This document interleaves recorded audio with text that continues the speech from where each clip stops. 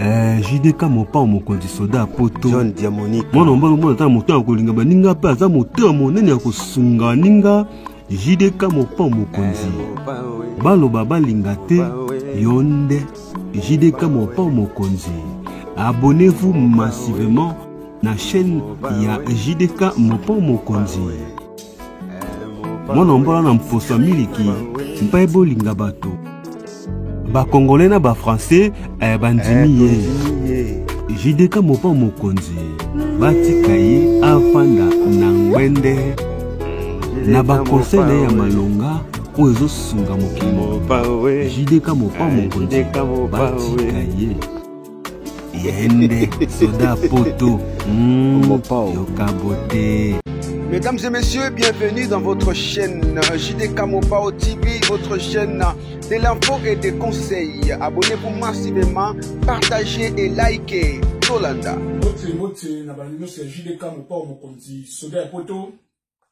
Merci la patience, merci la confiance et peu fidélité.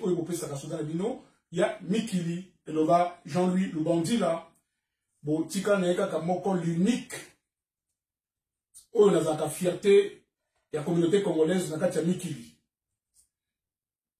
Naebi ke oza ko yima naebi ke yondima bate o soda puta lobaka. Alors, bande bona na yeko beta lisolo ya République démocratique du Congo. Makambo yo eza makambo nga na moni na yoki batindenga ba video batu mingi babi na ngai soda ya poto yo ye baka kosala analyse mekana nuko kota na makambo yo mekana nuko expliquer. Alors, on a vendu, on a joué vraiment journée mobimba pour réfléchir, n'est-ce pas la émission oyo. N'est-ce pas que sunga, ba congolais belé, mais ba congolais oyo, ya boania, ba congolais oyo, ya mayeli. On ne se bat tikali, la plupart, ce sont des abrutis, ba oyo, ba la temps à réflexion, ba la temps à analyser, ba la temps à mener mon kilé, tant moulate. Et pourtant, la la République démocratique du Congo, ba tu vas souffrir, ba tu vas koufa, makambuta mabe makasi mais congolais na mabina ana ba concert apesa ba date na ye congolais na mitakala congolais na ba rando ba polémique congolais na ba okende olia bantaba okende kinkole okende château rouge congolais kaka na kati ya distraction, c'est-à-dire so proposer congolais otunie bokende makama mongo na bokende concert a préféré concert. Voilà, et là on est au Loba. Yango na profiter na liboso na pesa mbote na ngai à mon sponsor officiel, monsieur le maire de Bokomès et Bandal, l'honorable Afo Ndofula Mampuya. Na kopesa na kulutu na ngai ya Féroce Mukamina na kati ya Dublin na Irlande, ba mbote siko zali. Et puis na kobakisa mbote na ngai na maître Alain Lyon na kati Argenteuil na 95 Val d'Oise. Et puis, na kopesa lisusu mbote na ngai na mon kulutu mon yaya Féroce Lomeka na kati ya défense na 92 ba ancien ya ba mokoyo. C'est-à-dire que wana za kulutu ya ba kulutu. Donc kulutu na ngai Féroce Lomeka na kati ya défense na 92 na Haut-de-Seine ba mbote ebele et siko sali ya leki na yo soda ya poto. Merci na ba compliment, merci na ba encouragement nyonso oyo naza komona oza kotindela ngai nzambe apambola yo bandeko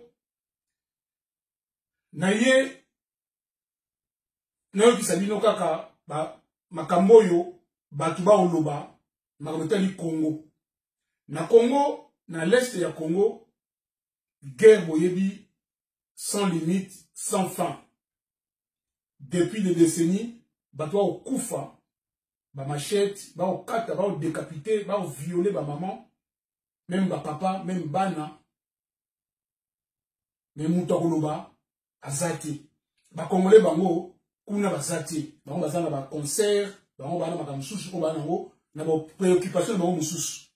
Malgré Joe Biden aina mboka, akoti, na ba chinois, ba otonga chemin de fer à partir d'Angola, et keneti na Congo, ezwa ba minéraux. Ba congolais kuna bazate, ba congolais ba okende ba concert, ba obeta na Adidas Arena, ba kena bango anciennement Bercy Arena, ba kena Défense Arena na Paris, ba owe na bango ba Zénith, Olympia, Bataclan, c'est-à-dire que biso, les gambo, biso, tozali, qu'on s'intéressait dans côté. Donc en fait, nous sommes nous-mêmes na non-assistance en personne en danger. Mbok est en danger, mais toi, vous battu. Toi qui peut être parce que tu as plongé, branché dans quatre distractions. Alors, la ligne de Boyoka, le raisonnement est moko na moko. D'abord, on a un raisonnement, il y a un raisonnement oyo, après, tu as un raisonnement mususu, après, tu as un mususu. Bande on a une scène de banda, vidéo oyo ne bandeli, boke na onti na souka, au comprendre que cela est poto, dans sa recherche pour na moko na ngai, et retrouver la paix, et retrouver Kimia, et Mamakamunoso Ezonga Nzela. Je ne suis pas ton ennemi. Na rosa ennemi na yote. Bisonyoso, Tobotani, na Katia Congo. Ngai personnellement, je suis né au Zaïre. Ba Zaïrois ba yebi, Tokoyi na bandeko na biso ba Zaïrois. Na époque wana toyaki na bolingo. Amour du prochain. Toke ne relié pe ba ninga. Toke ne relié pe ba ninga. Willy Botukukie l'évacuer les bouts na Orly ville awa. Na 94 na Val-de-Marne à Yebi. Affaire là na palais. Na okende chez bango. C'est-à-dire eloko ya kobanga ezate to lia sans kobanga sans crainte. Lelo est comment impossible. On a nini génération oboye il y a 18 ans, 20 ans de pouvoir et bomu makambo parce que depuis to komi Congo ya Congo ko congolais to mitema na biso et asumala muté mitu na biso et ça soubienté ba cerveau na biso yo senga nettoyage à sec. Il faut qu'on relave, il faut qu'on rééduque congolais pour comprendre eux les kanamboka na yi. Tala ba français awa bomoni biomoko na Mayotte dévasté. Bango tout baté kuna président de la République na tonga le basa kuna. Premier ministre Oya Sika. François Bayrou a Okende. Ministre de l'Intérieur Bruno Retailleau Azakuna. Ma condition soit Okende kuna pour nous soutenir. Kasi ya biso malgré mboka ezinda, mai, bambula, ba inondation. Muta hotel melango azate, bango ba bongisa la vie na bango, bango ba sana bango bien, ba za voyager na bango, ba kena bango ba vacances, ba préparer Noël na bango ki toko. Kasi peuple a na kati souffrance totale et peuple ango sikonde auto benga peuple abruti, peuple inconscient, peuple ignorant, peuple naïf. Peuple moi qui parlait mangwele kana mboka na été yebeta neka maboko bolanda boyoka binomoko peuple oyo makamuni azakoloba avant tokenda na makambo oyo ya ndeko ya uti koloba en tout cas c'est là ina analyse na ye et ça linga bien makasi na bité ba congolais fo ba yoka makambo oyo voilà tolanda.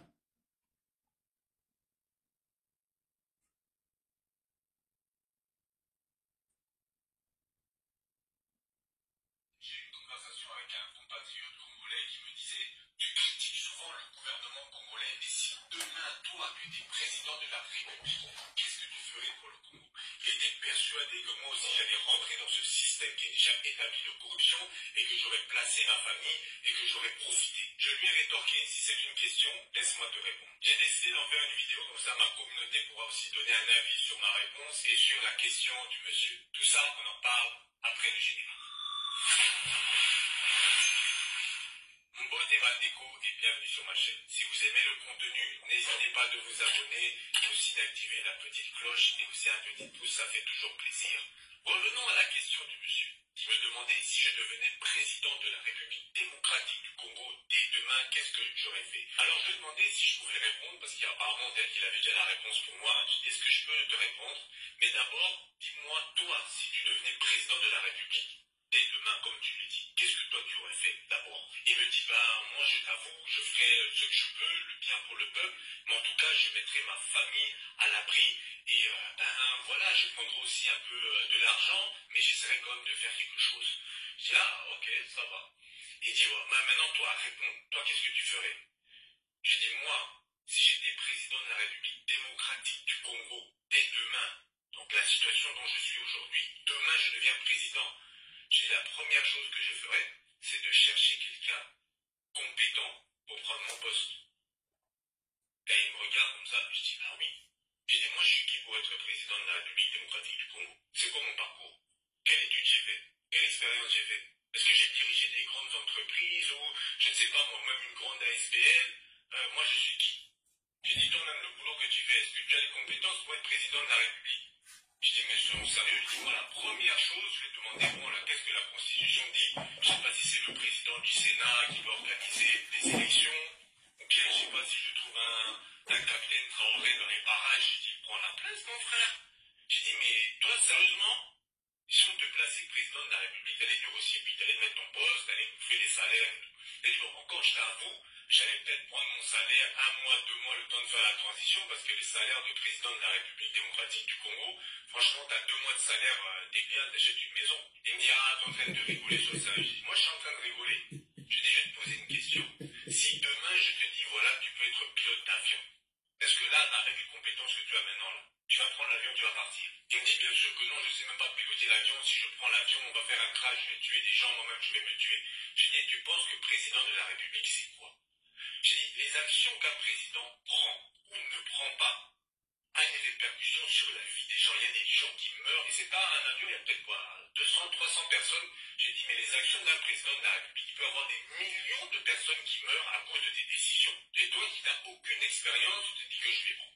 Et c'est là qu'il me dit, oui, mais c'est pas la même chose, en tant que président, tu peux aussi apprendre avec le temps. J'ai dit, apprendre quoi avec le temps et pendant combien de temps?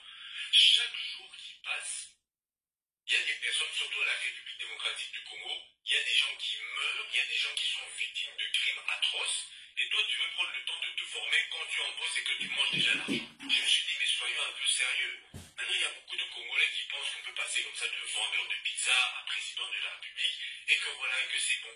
Moi, il me répond, bon, c'est pas la même chose quand même, par exemple, pour le président de la République démocratique du Congo, son père était déjà politicien, il était déjà dans le bain. Je dis, oui, son père, même quand son père dirigeait le parti politique, quelle fonction est-ce que lui, il avait? J'ai dit, c'est pas parce qu'on est le fils d'une personne qu'on a forcément les compétences. Je vais donner aussi un exemple il y a, je pense que ça doit faire au moins 10 ou 15 ans passés, j'étais en RDC, et voilà, il me fallait un permis. Là-bas, on me dit, voilà, donc tu vas mettre juste, voilà, je pense 2 photos passeport, et puis une pièce d'identité pour avoir toutes tes informations, et après 1 ou 2 semaines, tu auras ton permis. Donc ensuite, je vais, voilà, je vois le monsieur qui s'occupait de ça, je lui donne des photos, et puis voilà, je lui donne mon nom, et puis il me dit, ah, tu as Mangamba, t'es de la famille de Mangamba, le motocross. Je dis oui.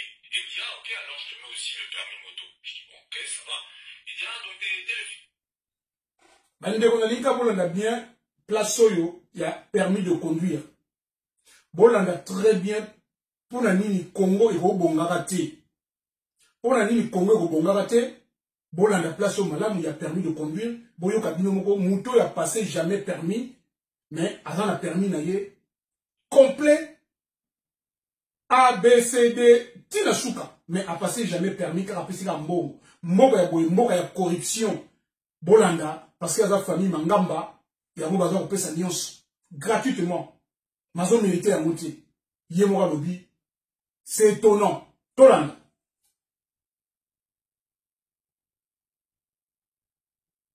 C'est Mangamba. Non, moi, de son grand frère. Ah, celui qui avait l'entreprise de camion, de transport. J'ai dit, oui, il a encore son entreprise. Enfin, à l'époque, père son âme, il avait encore l'entreprise. Il me dit, ah, ok. Alors, je vais mettre aussi le permis camion. Je me dis, bon, ok, ça va, mais moi, le permis camion. Bon, voilà, je fais tous les papiers. Je prends 1 semaine pas, je pense 2 semaines. On me dit, ah, ton permis est prêt, viens prendre ton permis. Je vais prendre mon permis. Je vous dis, vous voyez le permis là, on met permis A, permis B. Il m'a mis A, B, C, D, E, F, je sais même pas pourquoi. Le dernier, même, c'était marqué convoi exceptionnel. Donc, ça veut dire que même si vous avez un ogive nucléaire, vous pouvez transporter. Avec ce permis-là, j'avais les capacités de conduire le camion avec le convoi exceptionnel. Parce qu'il estimait que vu que mon père était dans le transport, j'avais les capacités de conduire un semi-remorque. Je ne sais pas si vous vous rendez compte. Si vous avez déjà vu sur l'autoroute ou sur une route les convois exceptionnels, il y a d'autres voitures qui passent avec des gyrophares. La remorque est tellement grande que ça dépasse sur les côtés. c'est très dangereux. Mais voilà, vu que j'étais le fils d'eux, et j'ai remarqué que parfois en Afrique, les gens ils se disent, ah mais c'est le fils d'eux, alors voilà, il a les compétences. Et la personne qui me posait la question, je sais qu'au temps de Mobutu, son père il avait une grande fonction, donc peut-être que lui aussi se dit, ah même si je fais des petits boulots en Europe, vu que je suis fils d'eux, si un jour il y a un truc qui s'ouvre en RDC, bah je peux devenir président. Et je lui ai dit, non, c'est pas comme ça, il y a des compétences. Et si je te donne l'exemple du pilote d'avion, c'est parce qu'un président de la République, c'est comme un pilote d'avion. C'est une personne qui doit avoir les compétences parce que ses actions sont directement liées avec la vie des personnes. Et j'ai l'impression que certaines personnes dans la communauté ne réalisent pas ça. Souvent ils me disent, ah oui, mais bon, les politiciens, ils font ce qu'ils peuvent. Non, ils ne doivent pas faire ce qu'ils peuvent. Ils sont obligés d'être dans l'excellence parce qu'ils ont la vie des gens entre leurs mains. Un pilote d'avion ne peut pas se dire, bon, ne vous inquiétez pas, aujourd'hui, bon, je vais faire ce que je peux. Bon, j'ai pas fait des études d'aviation, mais bon, quand j'étais petit, bon, je faisais des jolis avions en papier, donc je pense que ça devrait aller. Tu ne vas jamais vouloir monter dans l'avion d'une personne comme ça. Et c'est la même chose pour le gouvernement en Afrique. Quand il y a des personnes incompétentes, tu ne veux pas qu'ils dirigent le pays parce que ça pousse le pays vers le crash. Et regardez comme ça avec des gros yeux. Je vais donner un exemple de moi, parce que souvent quand tu parles des autres, les gens se disent, ah, ben voilà, lui il est arrogant, bien il est jeune. Je vais donner l'exemple avec moi, avec la réalisation. Il y a quelques années, je voulais faire un film. Bandeko, na banzi na muke wana ka bolandi, bon comprendre idéologie ya ndeko na biso ndenga expliquer. Na muke ka ko tolandi, to comprendre l'idéologie na ye que voilà, azar le bela que voilà, on ne devient pas un président par hasard comme ça. Olali Olamuki obeti maboko lobi nzamba lobi na comme président de la République démocratique du Congo. Non. Il faut avoir des compétences. Il faut avoir un passé. Il faut avoir fait des choses dans le passé.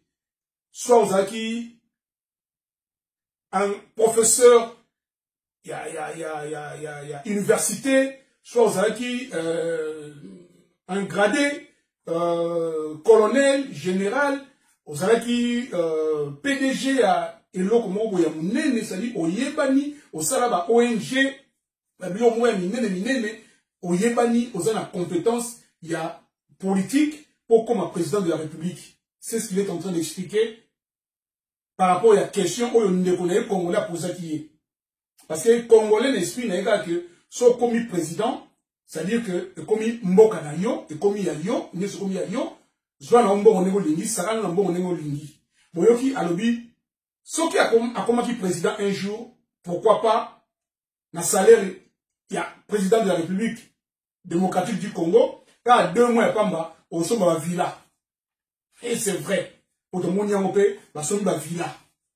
Donc, ça veut dire que, à ce moment, raisonnement noble, un raisonnement bien placé, c'est-à-dire, à ce raisonner, le coup, la soleil à poto, à raisonner, le coup, la féroce lomeka, à raisonner, le coup, la il y a Michel Ledi, a raisonné le coup là, Batomayeli, a raisonné très bien.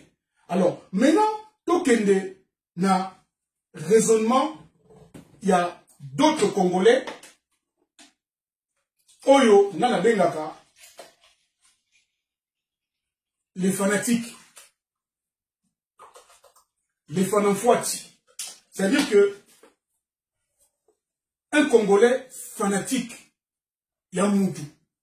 Bazalaka fana nzambi. Mais quand c'est pas Congolais, comment fanatique Yabatou? Parce que, baza relié sabango. Bon, là, moi, ça m'a fait mal. Sincèrement, ça m'a fait mal. Na ajo Yabango, batata ni koloboye. Oleba luka avenir Yabana, bango luka avenir Yabango moko. C'est-à-dire que, baza okumisa, gouvernance. Il y a président actuel. Bandebonangeza makambo ya pasi na mawa na soni comme on batata mikolo boye raisonner za ya bana mikie. Bolanda boyoka makambo oyo papa oyo aza koloba. Bozo na chila bino.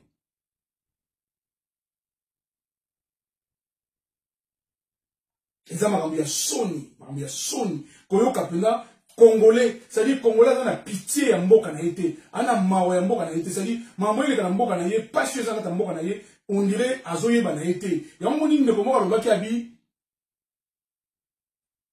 souffrance ya Congo biso ba diaspora ba na poto toyebi malamu koleka ba Congolais. Parce que ba Congolais ba kanza ke ndi ba loba ke boya awa boya mona souffrance za awa.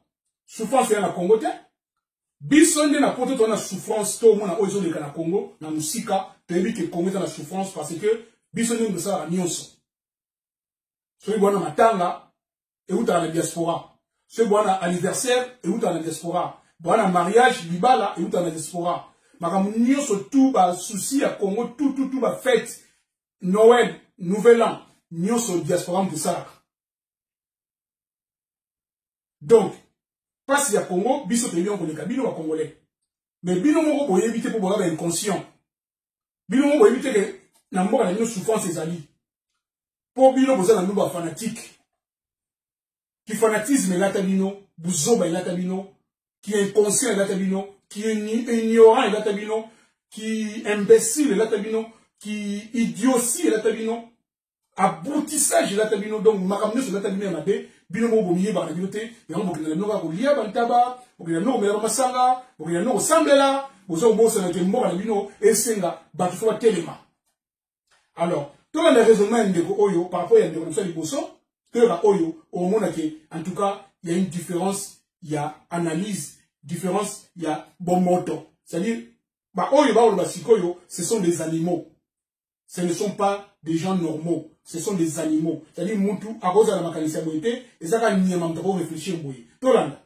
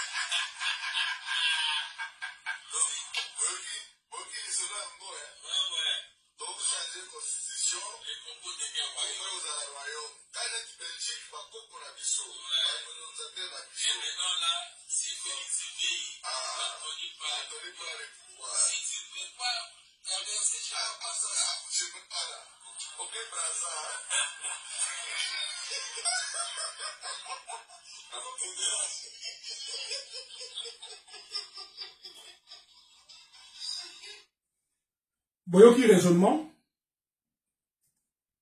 Binon Boyoki, ce sont des Congolais, hein. Ce n'est pas un étranger qui dit ça. On est communauté européenne, ce sont des Occidentaux, on est étrangers, ce sont des vrais Congolais.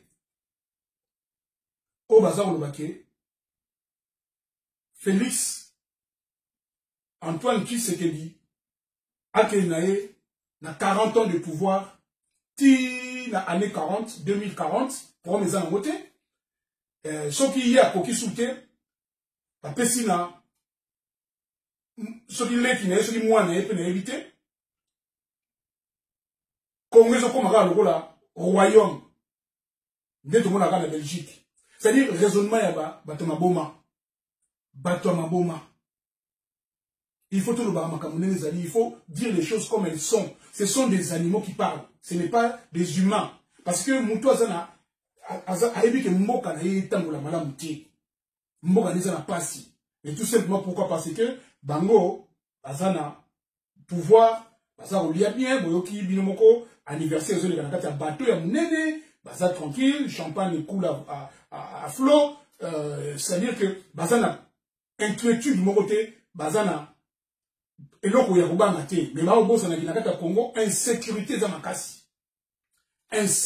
makasi famine pauvreté on va bengi c'est-à-dire que la misère ronge ezako boma nzala eleki carte d'identité ya pamba ezalaka te ça ne le dit absolument rien pour la bango carte d'identité congolais za nango te tali bango te bango ka bana besoin ba vivre ba récolter mbongo o bana besoin sikoyo les restes tali bango te yango monde ba régionnement oyo ce sont des animaux qui parlent ce n'est pas des humains voilà différence na oyo ndeko na biso liboso ate ko loba na ça ka analyse pour vous avoir conscience que niveau ni mboka na biso mabe ezo kende et niveau ni mboka yo komela lobby tozanga Congo pour biso dans na mikilia bino bo luka place bo kende bo luka place bo kimela ba nde bo kati na Brazzaville mais Brazzaville za mboka na bino te kuna ba koyamba bino bo koma ba demandeur d'asile et ba ko refouler bino parce que comportement ya congolais yango ezo boma makama mikanda na mboka nyonso tovandi tina poto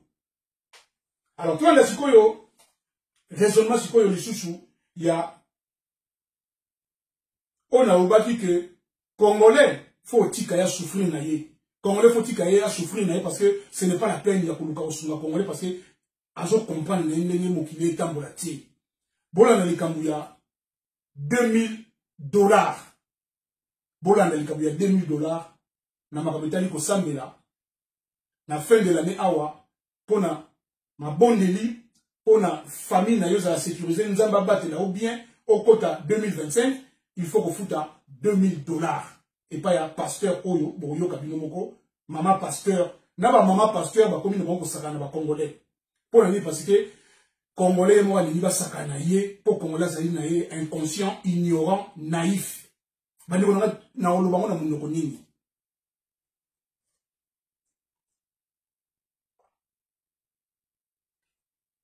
au peuple soni alors tolanda boyo kabino moko ngaite boyo kabino moko makambo oyo eleka makambo na kati ya église ya mama oyo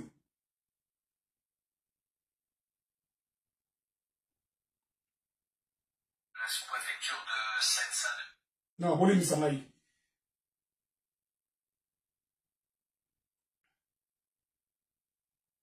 boli misangai na ochina bino makambo oyo ezoleka eza makambo ya soni $2000 pendant les fêtes awa ba congolais ba kutuna salaire ezalaka te ba famille mususu emona même pas $50 pendant 6 mois pendant 1 an ba tolo mona même pas $100 ya pas moyo ba famille belé mais sikoyo mama pasteur a exigé batu $2000 pour na akota bino na 2025 na ba prière na ye nzamba sécuriser bino nzamba osenga $2000 par tête tolanda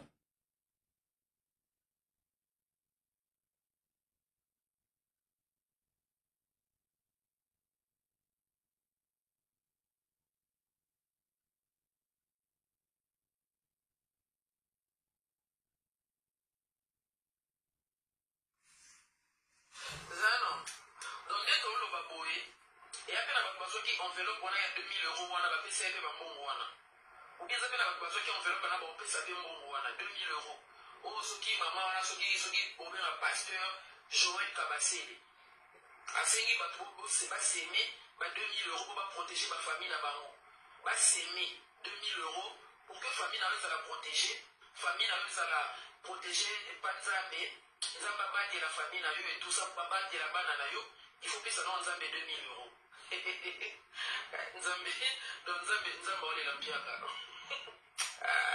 franchement bacongolais na nyonso napesaka nde biso peuple napesaka biso mon faute omoni congolais aza so moto oyokela mawa te lelo biso bamosusu toya kokufa na biso pour rien mpona peuple moko ye moko asa mpona pasi na ye congolais mpena azala ye moko auteur ya malheur na ye peuple moko boeza ke na bapasteur na bapoliticien bayebi ke wape congolais un peuple moins naïf.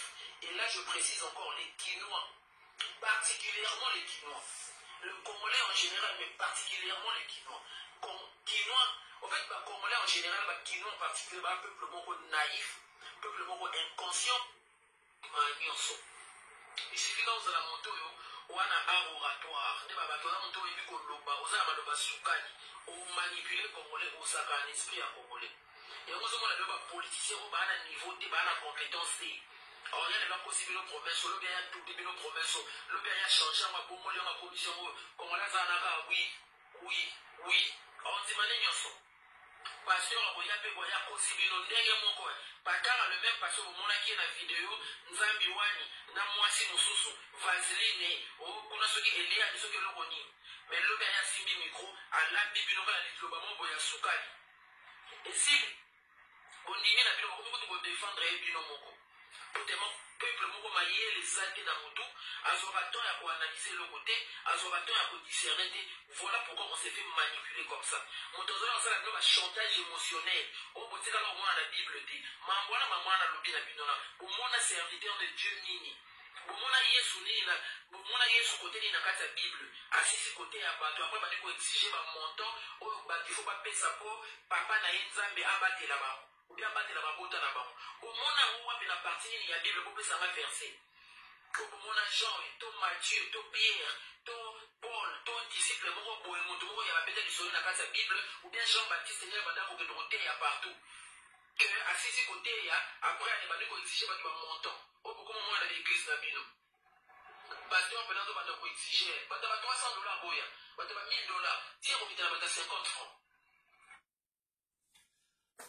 bandeko na ngai boyoki na yina expliquer au cas où parce que moni na kati ya communauté oyo tout ça na ba il est très belé tant sous ba ngam to le baka ba comprendre te photo expliquer art oratoire oyo ndeko na pisa moi to le ba art oratoire et ni koloba c'est-à-dire que quelqu'un qui a la manière de manipuler les gens, c'est-à-dire un bon parleur.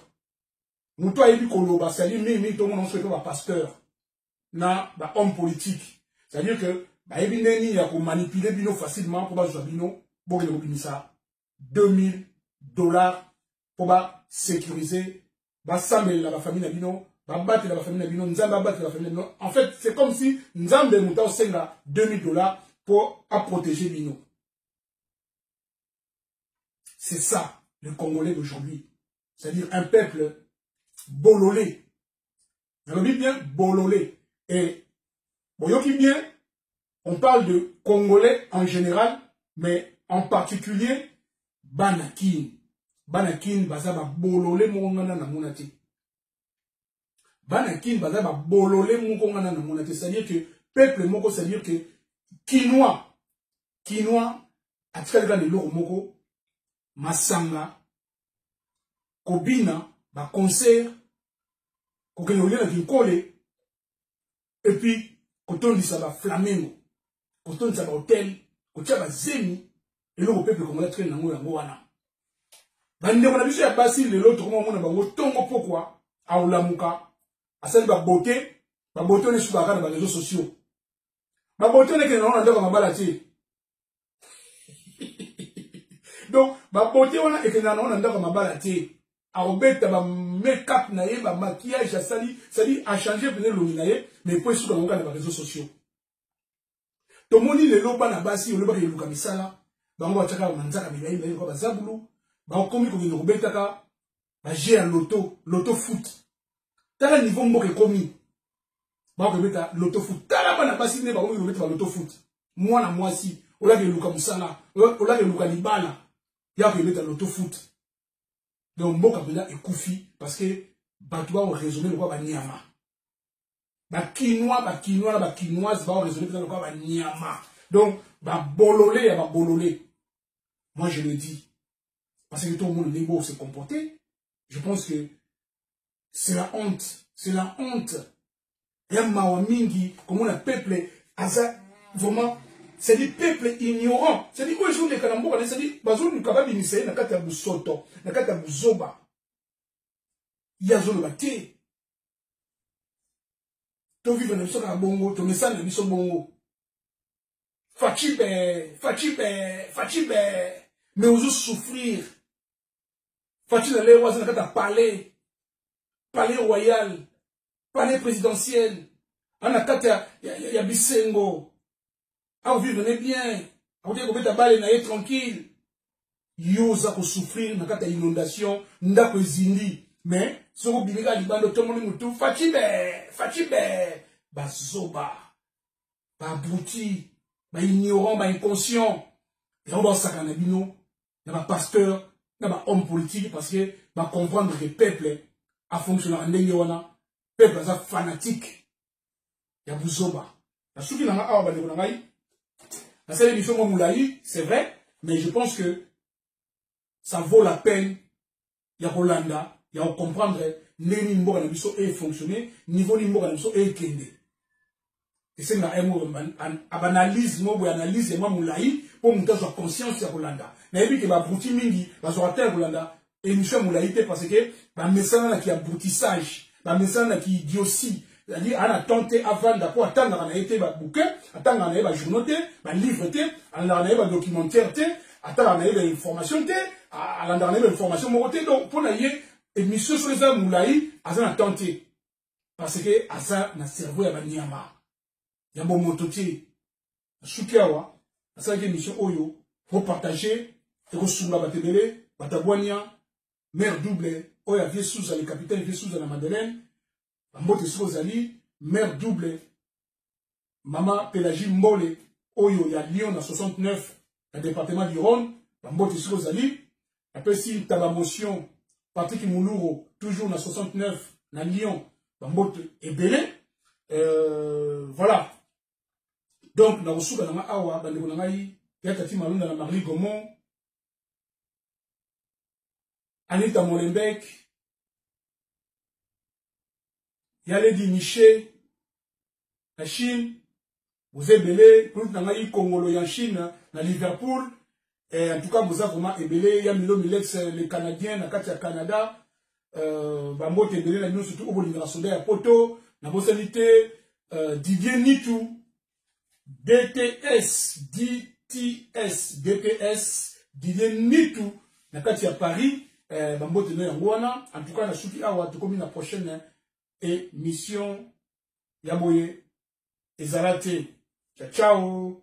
Si vous avez aimé l'émission, n'oubliez pas de laisser vos commentaires, cliquez sur la cloche des notifications, likez et partagez. JDK John Diamonica TV, votre chaîne. Papa Soldat ya Poto.